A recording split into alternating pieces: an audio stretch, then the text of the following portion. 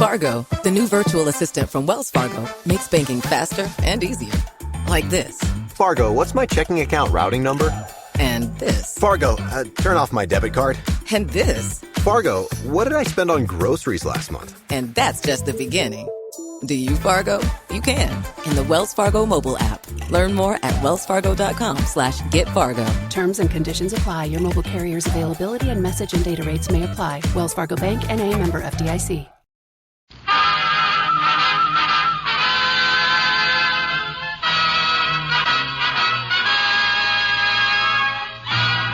Tales of the Texas Rangers, starring Joel McRae as Ranger Jace Pearson. Another authentic reenactment of a case transcribed from the files of the Texas Rangers.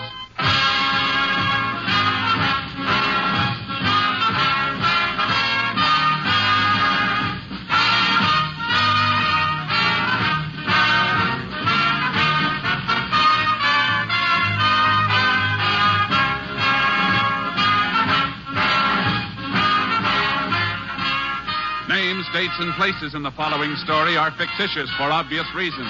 The events themselves are a matter of record.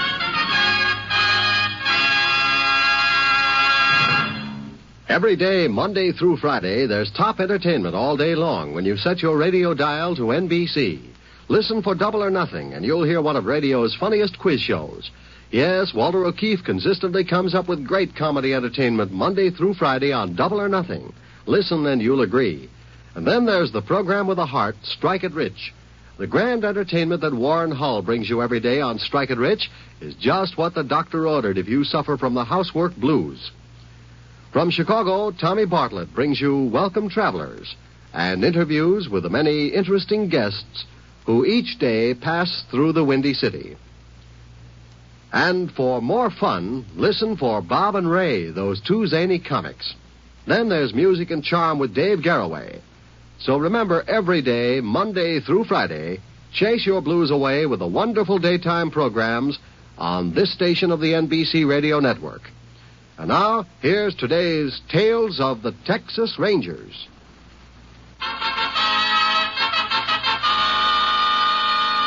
And now, from the files of the Texas Rangers, the case called Smart Kill.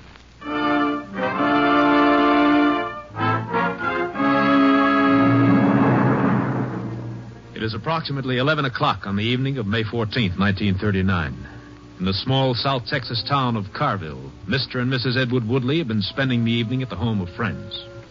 Called to the telephone but a moment ago, Ed Woodley, his face flushed with excitement, now hurries across the room to his wife's side.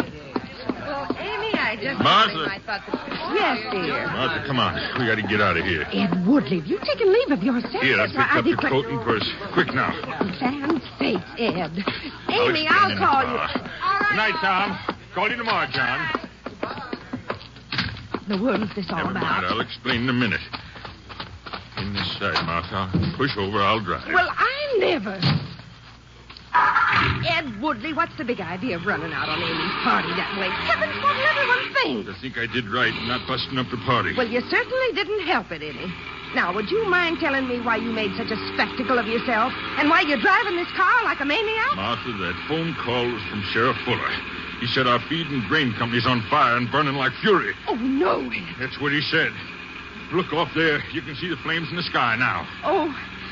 Oh, Ed, why didn't you tell me before? Well, couldn't see any point in tell about it at the party. Would have busted it up for sure. I'm sorry I spoke like I did. I don't blame you. Oh, I sure hope the fire department's there. We'll know as soon as we get around this bend. Oh, Ed. Yes, Sheriff was right. She sure got a good start. The fireman can hardly get near it. It's really burning, Martha. It's Sheriff Fuller. Got his hands full, keeping folks back. That's fair enough, folks. Step back. Please, keep back. Oh, I'm glad you got here, Ed. I'm afraid she's pretty much on the way. It's bound to go up like tinder, Sheriff. She's piled high with feed, grain, and cotton. Yeah. Oh, I sure wish I could get in there for just about 2 minutes, though. Don't you dare try to get near there. I said I wish, Martha. All my ledgers in there. Don't know how I'll ever get straight on paperwork. Firemen are having a terrible time getting close. You can feel that heat all the way over here. Thank the Lord it didn't happen when someone was in there. That's your office right where that window is, isn't it, Ed? Yes, but mine just... Well, Martha, no, what is it? The window. I saw a face, a a man's face. Calm down, Martha. The way the flames jump around, you just imagined it. Yeah, there's nothing there now, Miss Woodley. I tell you, I saw a face at that window. Then it seemed to fall back inside. Martha, please. Could anyone have gotten in there tonight, Ed? Of course not. There isn't. Look now. What? Sheriff, she's right. Yeah. There's someone in there. I know. I saw him just before he fell back again. We've got to try to get him, Sheriff. How, Ed? You're gross before you got anywhere near. We can't just stand here. There must be something we can do. Just one thing, ma'am. Pray for him. It's too late for anything else.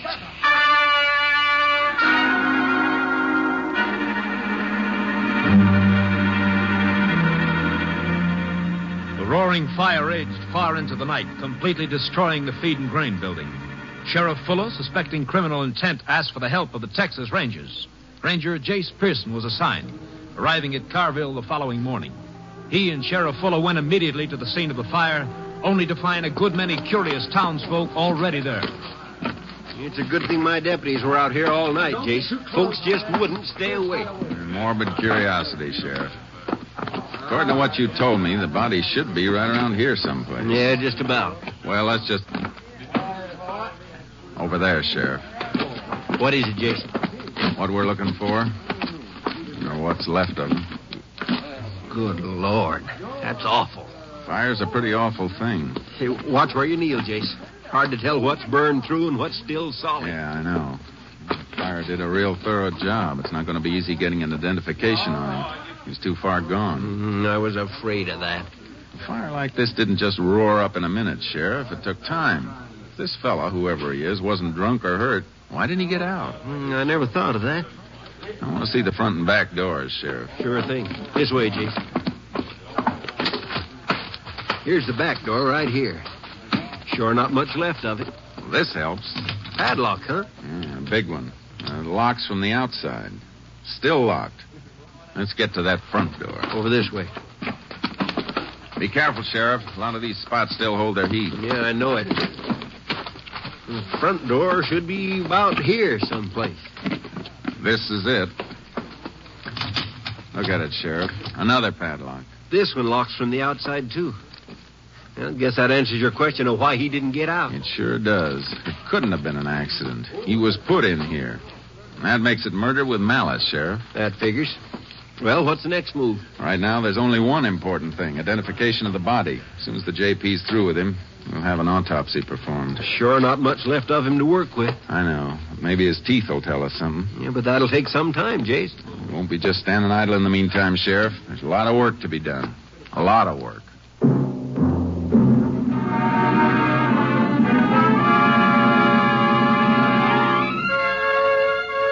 An hour later, the sheriff and I were at the home of Ed Woodley, the man who owned the burned-out building. Both Woodley and his wife looked haggard and weary-eyed over their coffee cups. It was easy to believe they'd been at the fire all night. Once the sheriff had introduced us, Woodley lost no time getting to the point. Well, what'd you find out, Ranger? Do you know who that man is yet? No, Mr. Woodley, we don't. Well, I'll be in the kitchen if anybody wants anything. The body was pretty well burned, Mr. Woodley.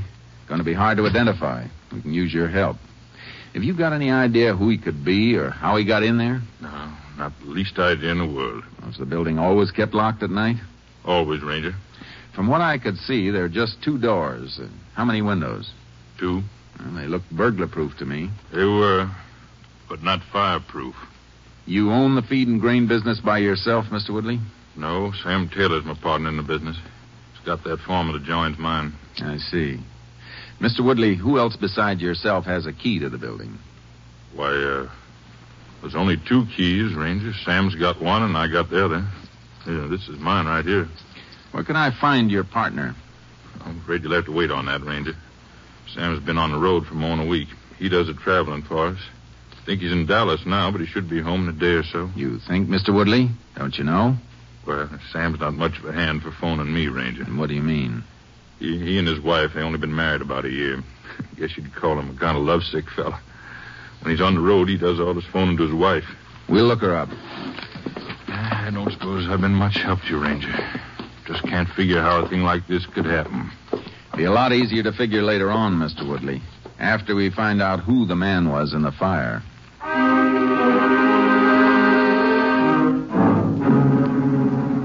sheriff and I got in the car and drove to the farm of Sam Taylor, Ed Woodley's partner. Though the two partners' farms adjoined each other, they were both big spreads, and the drive took a good 15 minutes. Main house is just a little farther down the road, Jace. Good-looking farm, Sheriff. Yeah. You don't have to worry nothing about Sam Taylor or Ed Woodley. Everybody in town knows they got no use for each other, but business-wise, they do right well for themselves. You get the feeling Woodley's got no use for his partner's wife, Sheriff? Yeah, well, she is kind of uppity. Keeps to herself, mostly. That's one of the reasons Sam Taylor isn't as popular as he might be. This is it, Jace. Turn in here. Uh-huh. Jace, tell me something. Are you figuring Woodley burned down his own building for some reason? Say, like insurance? Doesn't figure. If he wanted to do that, he sure wouldn't put a body in there. You're right. That don't make sense. Who runs this place for him? I've got a Mexican who handles most of it.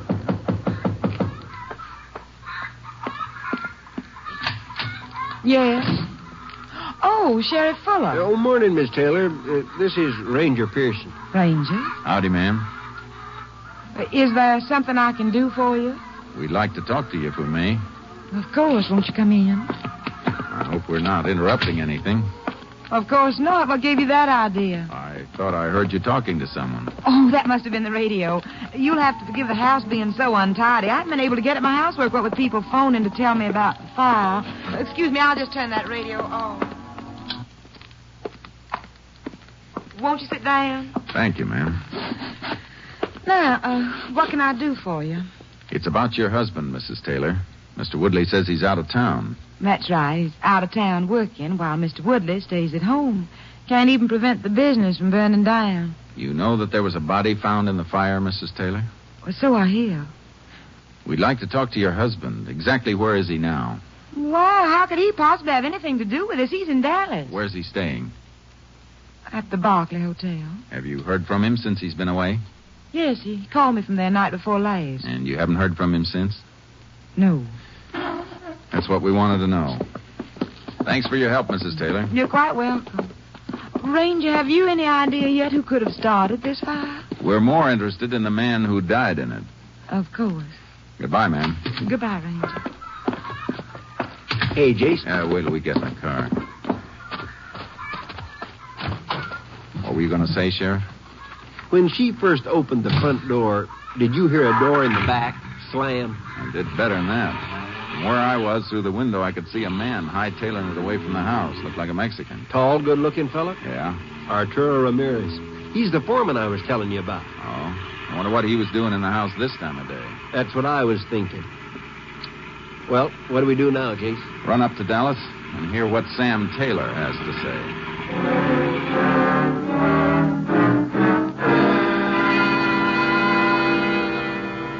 We made good time on the road, and at 5 o'clock that afternoon walked into the lobby of the Barclay Hotel in Dallas. As we approached the desk, the room clerk, a fussy little man about 50, looked up at us over his bifocals. Yes, sir? Can I help you? What room is Sam Taylor in, please? Oh, he's in room 401.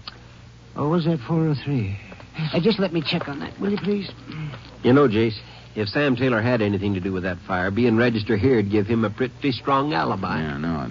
I'm terribly sorry, sir. I was mistaken. That's all right. What room is he in? Well, that's just it, sir. He isn't in any room. Mr. Taylor checked out 3 days ago.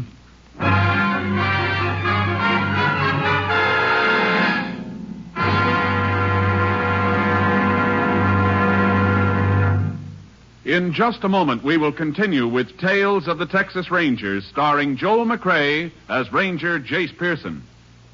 You've seen it happen time and time again. Children playing. A ball rolls into the street.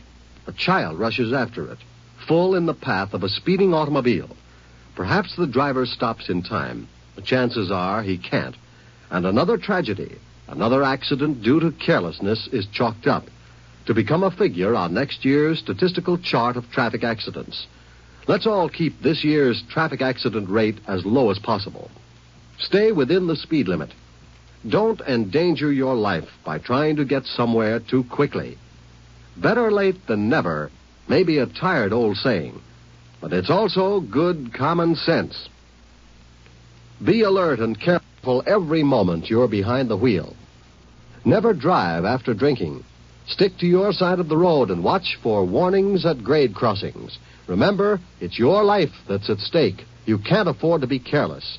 The life you save may be your own. And now we return you to Tales of the Texas Rangers. We continue now with Tales of the Texas Rangers and our authentic story, Smart Kill.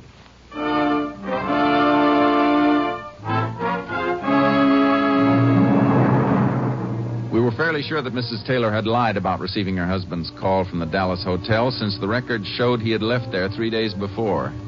As we approached Carville the following morning, we were radioed that the autopsy report was waiting for us at the sheriff's office. We decided to look at it first before our talk with Mrs. Taylor. Anything interesting in it, Jace? Plenty, Sheriff. There was a removable bridge in the victim's mouth. Doc turned it over to the lab crew. Boy, that could sure help. Yeah. Now listen to this. A broken knife blade, approximately 3 inches in length, found lodged in the third rib just below the heart. Stabbed? Uh-huh. From condition of the rib, knife was apparently driven in with great force. The rib bone itself deflecting the blow away from the heart. But I saw him at the window trying to get out of that burning building. Sounds like something the killer didn't figure on. What do you mean? I got a hunch the victim wasn't supposed to be alive when he was put in there. Oh, excuse me. Sheriff Fuller. Oh, yeah, Johnny, we just got in. Yeah, we just been looking over the autopsy report. Well, good. We figured you would. Let us know if you hear anything, huh? Fine. That was your lab man, Jace. He just wanted you to know he sent out pictures of the victim's bridge work to all the dentists in the county. Let's hope we get a quick identification on those teeth, and we won't be working only on theories. Jace, you're thinking that body could be Sam Taylor, aren't you? What else can I think, Sheriff? He left Dallas more than 3 days ago. Mrs. Taylor lied to us about that phone call. I think that body in the fire stands a pretty good chance of being Taylor. Come on. Let's get out to Mrs. Taylor's and see what she's got to say.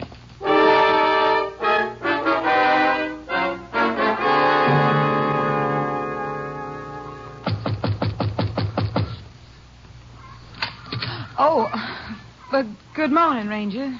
Sheriff Fuller. Morning, Miss Taylor. We'd like to have another talk with you, if you don't mind. Well, would it be all right if I dropped around the office later in the day instead, Sheriff? I think it's important enough that we talk now, Mrs. Taylor. Very well. Come in.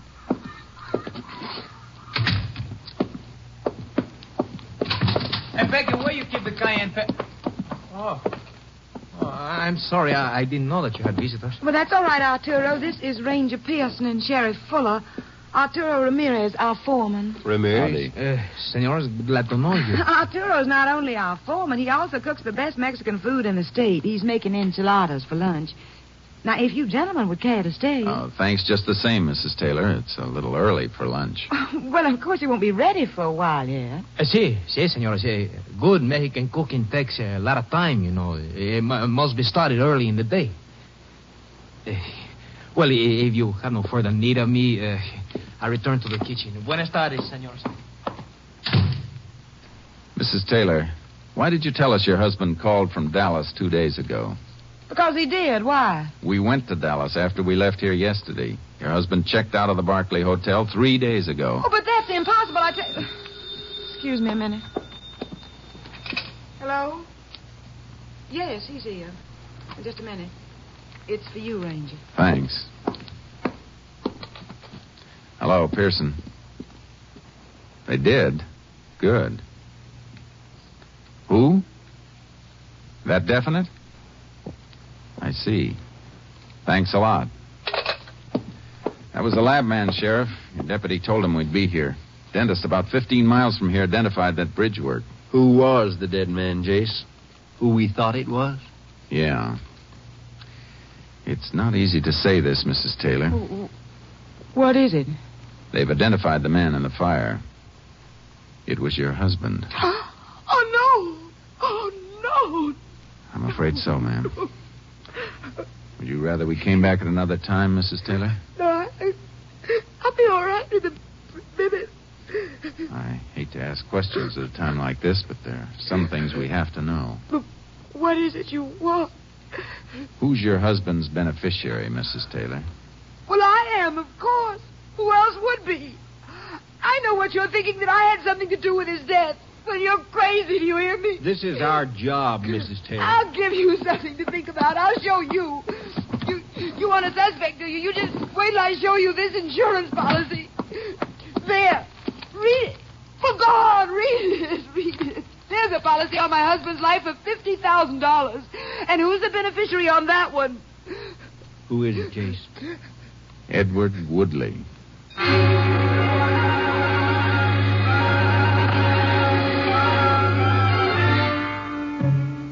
The sheriff and I left Mrs. Taylor, got in the car, and drove to the adjoining farm of Ed Woodley. I wanted to know about that policy I'd just been shown. Why, sure, Ranger. That policy's been in effect for about 3 years. One of those personal policies. Why was it taken out? Well, it's pretty common practice when two partners are important to a business. Ask any insurance man. If Sam dies, I collect. If I die, he collects. Why didn't you mention it when we were here before? Didn't see any reason to. I still don't. Why are you so interested in that policy anyway? Because you're about to collect on it. The dead man in the fire was your partner. Sam? Well, but how did he... Are you sure, Ranger? We're sure. I think you better come down with us to the sheriff's office, Mr. Woodley. What for? Why? Because you profit by your partner's death. That could be a pretty good motive for murder.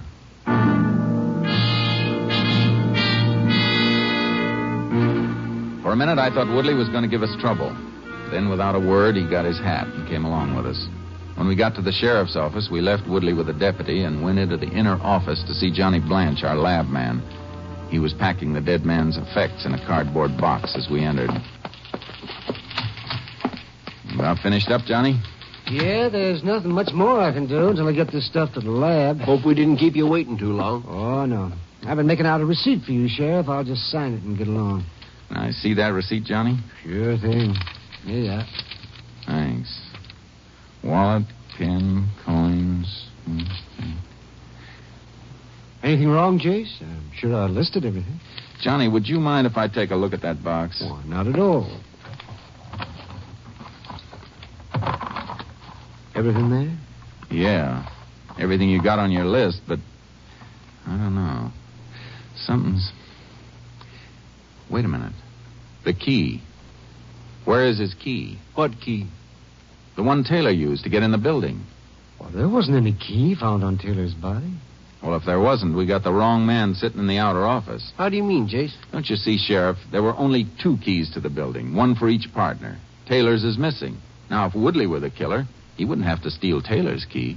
You mean someone used Taylor's key to get him into the building? Sure looks like it. Yeah, but Jace, Mrs. Taylor'd be the only other one who could profit by her husband's death. And she wouldn't have the strength to get him in there. Unless she had some help. Yeah, but who? That Mexican foreman of hers. He seemed obliging in a lot of ways. Maybe the motive wasn't money after all. Yeah, they were pretty friendly.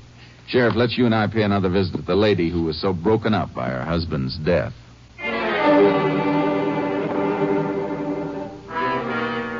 After we got a search warrant, we took Mr. Woodley to his house. 10 minutes later, the sheriff and I were knocking at Mrs. Taylor's front door.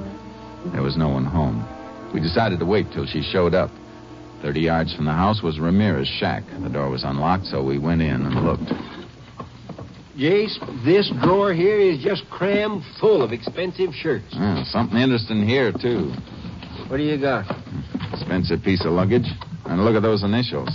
S.T. Sam Taylor. It sure doesn't stand for Arturo Ramirez. More shirts. Guess he didn't have enough room for them in the drawer. Yeah. Well, this sure proves Taylor came back home. Yeah. Probably found Ramirez in the house. That's what started it all. Hey, wait a minute, Jace. There's a car coming. Could be them. Leave the bag here. Let's get outside. We can just about meet him at the house, Sheriff. I want to hear them explain what we found in that shack. They'll try.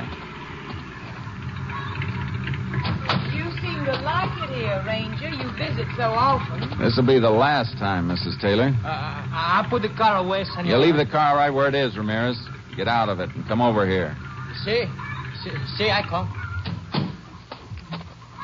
Mrs. Taylor, I got a search warrant here. I'll start with your handbag. You've no right to do this. Here's the key, Sheriff. Same kind Woodley has. That's my husband's keys. That's the first time you've told the truth, Mrs. Taylor. What about you, Ramirez?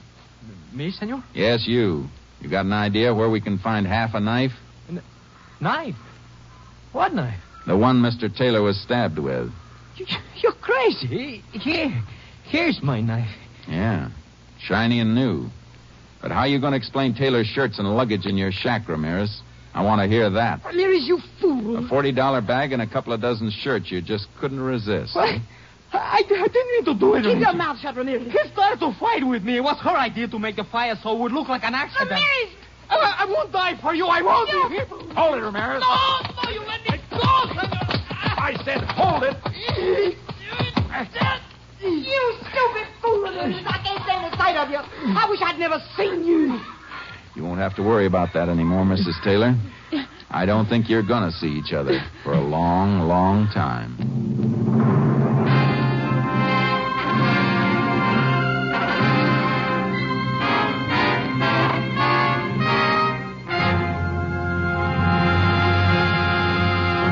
In just a moment, we will tell you the results of the case you have just heard. Throughout the remainder of the day, you'll find more great entertainment awaiting you on this NBC station. Be sure to hear The First Nighter, starring Barbara Luddy and Olin Soleil in a drama entitled Found One Mother. Then it stars in Khaki and Blue, featuring talented members of the armed forces, with Meredith Wilson as guest master of ceremonies. And be sure to hear the hilarious Phil Harris Alice Faye show, featuring the comedy antics of Frankie Remley, Julius Abruzio, and Brother William. And remember, too, that Theater Guild on the Air brings you Over 21, the hilarious comedy of Army life by an Army wife, Ruth Gordon, who will star in the air play along with Van Heflin. Later tonight, Jack Parr will be around to ask the $64 question. Sunday is fun day on NBC because of the many fine shows sent your way to add to your listening pleasure. So remember, for fine entertainment all the rest of the day, keep tuned to this station of the NBC Radio Network. At home or away, at work or at play, wherever you go, there's radio. And now back to the conclusion of today's Tales of the Texas Rangers.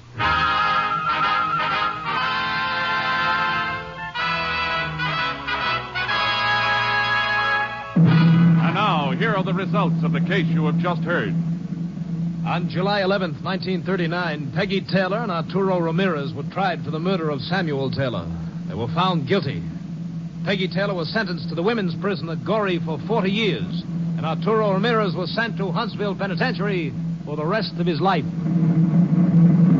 And here again is the star of our show, Joel McCrea. Folks, I want to take this opportunity to thank you again for the many wonderful letters that we've received from you listeners. Hearing from you brings us just a little closer to our family of friends who listen to Tales of the Texas Rangers each week. I want to tell you a little story about our good friend and technical advisor, Captain M.T. Lone Wolf Gonzalez. Several years ago, Kilgore, Texas, found an oil field at his front door. In 8 weeks, the dusty, sleepy little village of 900 population became a sprawling, brawling city of 25,000.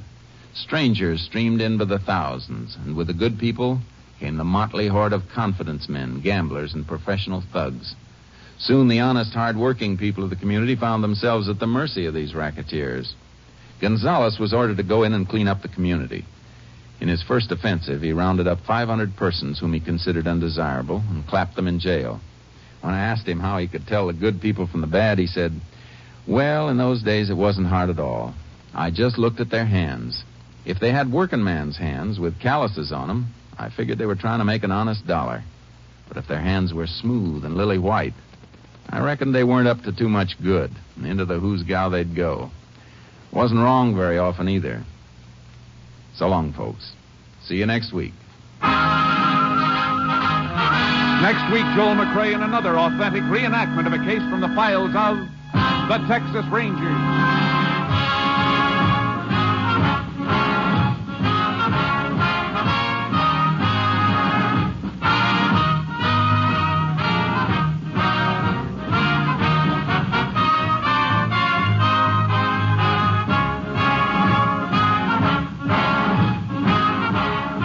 Joel McCrea will soon be seen in San Francisco Story, a Warner Brothers release. The cast included Tony Barrett, Parley Bear, Virginia Gregg, Barney Phillips, Betty Lou Gerson, and Howard McNair. Technical advisor was Captain M.T. Lone Wolf Gonzalez of the Texas Rangers. This story was transcribed and adapted by Anthony Barrett, and the program was produced and directed by Stacy Keach. Hal Gibney speaking. Next, it's The Chase on NBC.